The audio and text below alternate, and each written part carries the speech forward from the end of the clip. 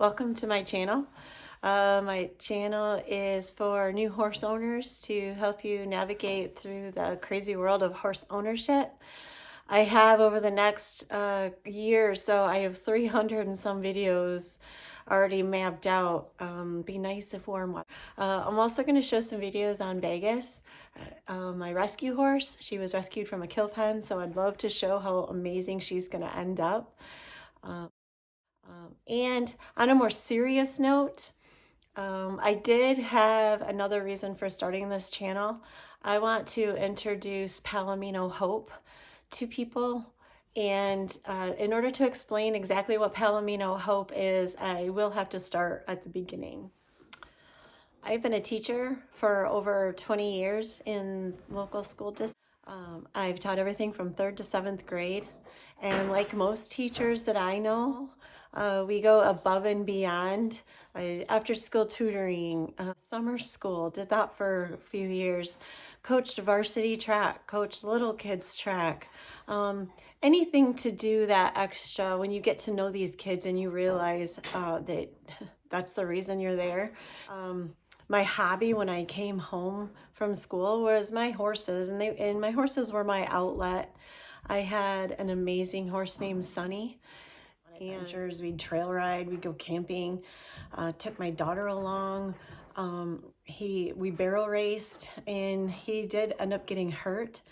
And I tried for a couple years to fix him, and I realized at some point, I knew I had to say goodbye. And that left me absolutely devastated with a what do I do now mindset. So I meshed together my teaching with my horses and doing horse riding lessons for kids, which was really fulfilling, more so than I thought it would be. I had fun, the kids had fun, it was great for the horses. And then COVID hit like a brick, literally. So for my little rural area, it was very devastating. Kids that were already struggling in life were now, it was very traumatic. And, but we have an amazing community here.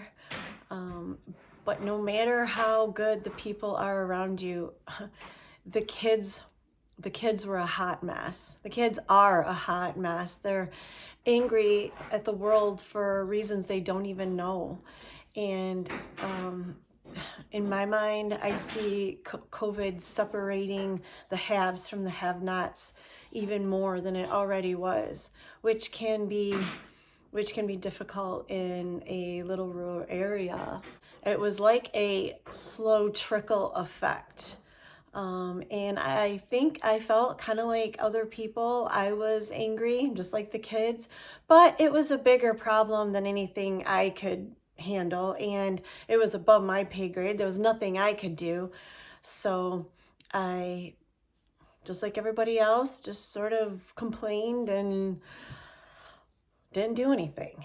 And then I met Riley, and Riley was a 3rd grader in my class, and she already had trauma in her life. She had lost her mother in a bad car accident. Riley was my inspiration for Horses Heal, and the day that came to my mind of what I could do was the most fascinating, happy day. I remember driving home. I was so excited to tell my husband about my idea. And my idea was to have a sponsorship program for kids like Riley, who needed horses in their life, but there really wasn't any way for that to happen. So thanks to my amazing family and my amazing friends and my supportive husband, we ended up getting enough funds together to sponsor, I think we had 9 kids in the program who spent the summer here, coming out here 1 or 2 days a week, spending time with horses and eating donuts. So I just got to tell Riley that this is Riley. Hello. And I got to tell Riley that she gets to be the first kid to join the Horses Heal program at the ranch. This is Riley. And he just wants you to know that thank you very, very much for all of your help getting this going. Thank you. Thank you.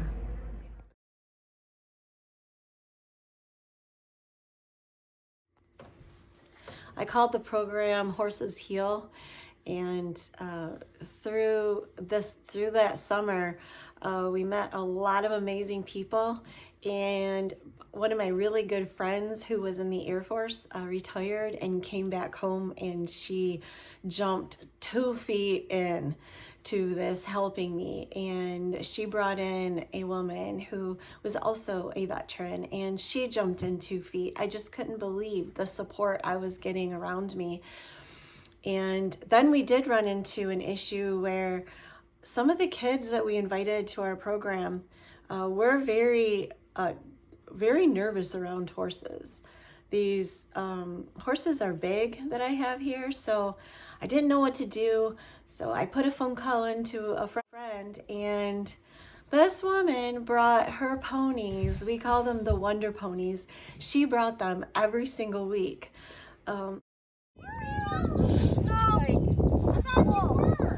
This child would not even get on or touch a horse or a pony for the first 2 weeks. Now look at him. Mom, this is what I'm saying. Now times when we wish we had Toby still. I know. And these 2 ponies weaseled their way into these 2 kids' lives. These 2 kids who would not go anywhere near a horse ended up by the end of the summer, thanks to those ponies riding, getting on a horse at least. So Horses Heal was a huge success. We had people come out that wanted to visit and just see what was going on. And they were like, you really have something here. So at the end of the summer, my volunteers, my friends, my sister-in-law, my husband, we had a little powwow about it and said, let's go for it. Let's do it. Let's start a nonprofit and take this as far as we can take it. And so we had a lot of challenges along the way. And especially in the beginning, we sort of went, okay, we're going to do it. What do we do now? We really didn't know. We just sort of like, So my friend Kim actually read the book Nonprofit for Dummies. And she had notes all in there. And my friends that own Nichols Law Firm, they sent me a checklist of what needs to be done to create a nonprofit, and my mouth dropped. And there were so many points along the way where we wanted to sort of say, yeah, this is a lot of work. But they kind of pushed us, and the lady that does my taxes at Monument Financial, she sort of, kind of put me in the right direction. But what it came down to was a lot of grunt work from us that that we pushed through. That nonprofit status letter came from the IRS, I was a little bit speechless. I had a brief moment of relief and joy, and then all of a sudden panic set in, like, oh gosh, what do we do now? Now the real work is going to begin. We created a board made up of myself and Kim, vice president. She partner in crime. She's amazing.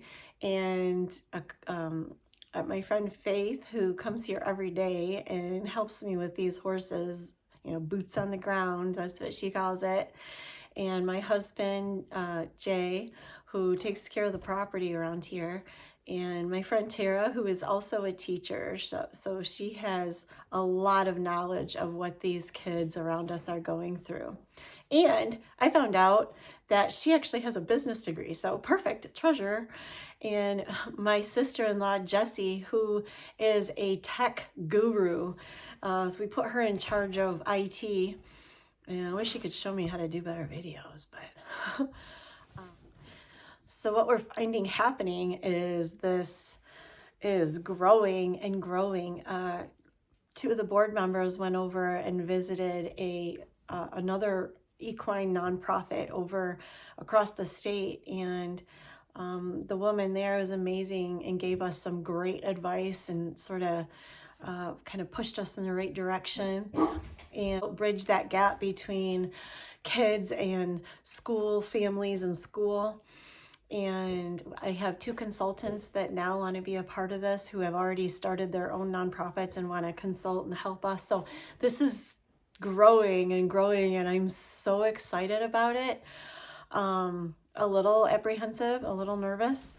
We did an open ranch day already just to sort of introduce, you know, the community with this place, and we're going to do some more open ranch days, free to everybody.